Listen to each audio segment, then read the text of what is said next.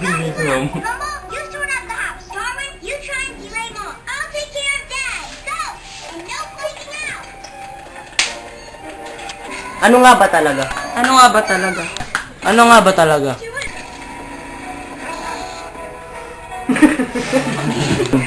Ano nga ba talaga ang ibig sabihin ng salitang kalayaan?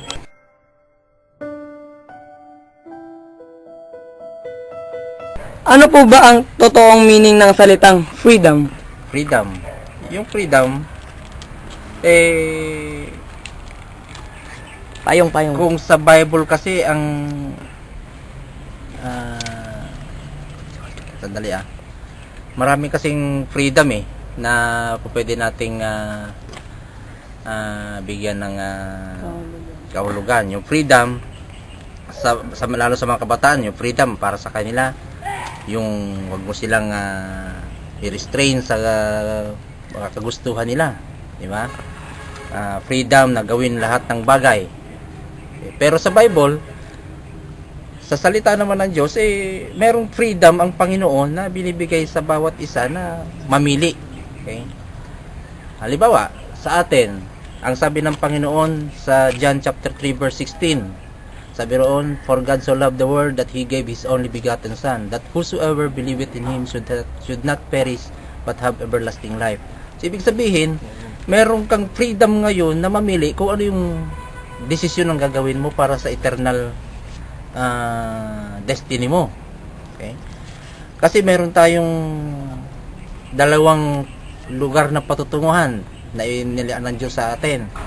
Okay? Yung langit at impyerno. Pero ang gusto ng Panginoon sa atin, ayaw ng Diyos na tayo ay mapahamak. So ibinigay niya ang Panginoong Jesucristo para tubusin tayo sa ating mga kasalanan. So binigay niya ang Panginoong Jesucristo, at sabi niya, kung sino man ang mananampalataya sa Panginoong Jesucristo, maliligtas, magkakaroon ng kaligtasan. Ngayon, kung hindi siya sasampalataya sa Panginoong Jesucristo bilang Panginoong tigapagligtas, mapapahamak siya sa impyerno. Ando doon yung freedom ngayon na binibigay ng Panginoon. May freedom tayong mamili. Okay? Yun ang tinatawag naming individual soul liberty. Okay? Individual soul liberty, meron tayong tinatawag na freedom to choose. Okay? Unlike doon sa paniniwala ng marami ng sanlibutan ito na yung freedom para sa kanila yung malaya silang gawin lahat ng bagay na gusto nilang gawin. Okay? Pero sa Bible naman, sa Christian values naman, yung freedom, okay, bagamat merong freedom ang Panginoon na pinagkakaloob sa bawat isa na gawin ang bagay, okay, pero kung ito ay sa tingin mo ay makakasama sa iba o makakasama sa iyo mismo, o pwede mo itong hindi gawin. Okay? So nasa sayo pa rin yung kung pwede mong limitahan yung freedom mo para lang sa kapakanan ng iba, para sa kabutihan ng iba. Okay? So yun, freedom, meron kang kalayaan. Ang Panginoon mismo nagbigay ng freedom sa bawat isa na freedom to choose na maggawin natin yung gusto nating yung desisyon na pwede natin gawin. So, kuya, ano ang salitang freedom? Freedom for me is doing what is good. Ano naman?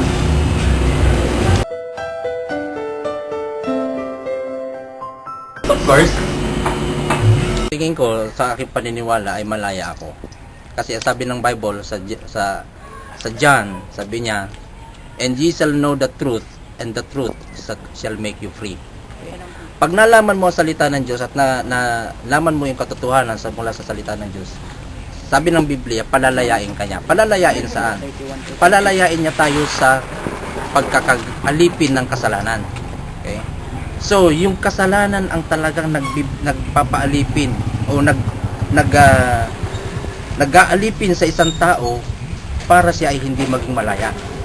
So, pag nalaman mo ang salita ng Diyos, nalaman mo ang katotohanan, palalayain ka niya sa kasalanan. And ye shall know the truth, and the truth shall make you free. Okay? So, ngayon, paano ko nasabing ako'y malaya sa kasalanan?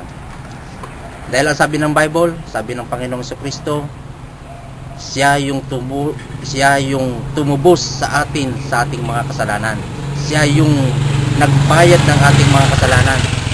Sabi niya, ang sino mang sasampalataya sa kanya ay tinubos ng Panginoong Kristo. So ibig sabihin, maging kayo, magkakaroon din kayo ng kalayaan sa pagkakalipin ng kasalanan kung inyong sasampalataya na tatanggapin si Kristo bilang Panginoong Tagapagligtas. Sa pamamagitan ng salita ng Diyos, pag nalaman nyo to, nalaman nyo ang salita ng Diyos, palalayain kayo nito sa kasalanan, sa pagkakaalipin sa kasalanan. So ako, naniniwala ako at buong puso kong naniniwala na ako'y pinalaya ng Panginoong Kristo.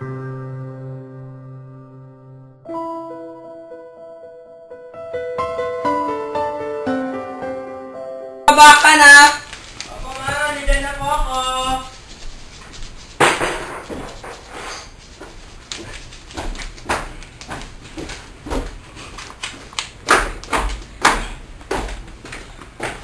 Ba't ka na mayawanan?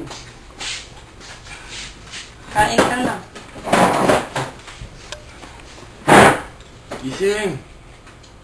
Nantok pa ako eh. Sige na nga. Saan po ba yung pagkain?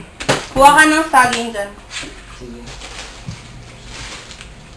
Ay, ma. Pumunta pa sana kami ng mga kaklase ko sa computer shop mamaya. Maglalaro lang po kami. Sige. Sige po ma. Magpalit na po ako.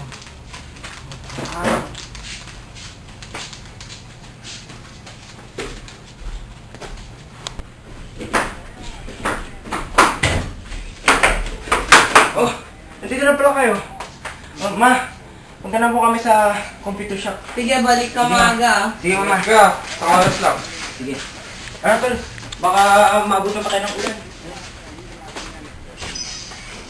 Baka maano pa tayo sa computer shop. Oh, pare Emerson! Tagal nyo naman. Oh, tara, tara. Go. Ma, punta na kami ha. Sige, anak.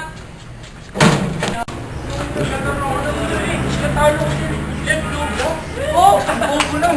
Pati si No Mercy, ang tanga naman mag-lol. Ang tanga naman nun.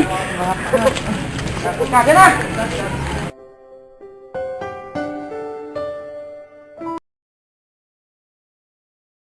Talo kayo. Naku, anong oras na ba? Hindi na naman nakapag-isip. Alex, lakot. Lakot. Ako, Alex. Anong oras na ba? Alas 4 na eh. Lako.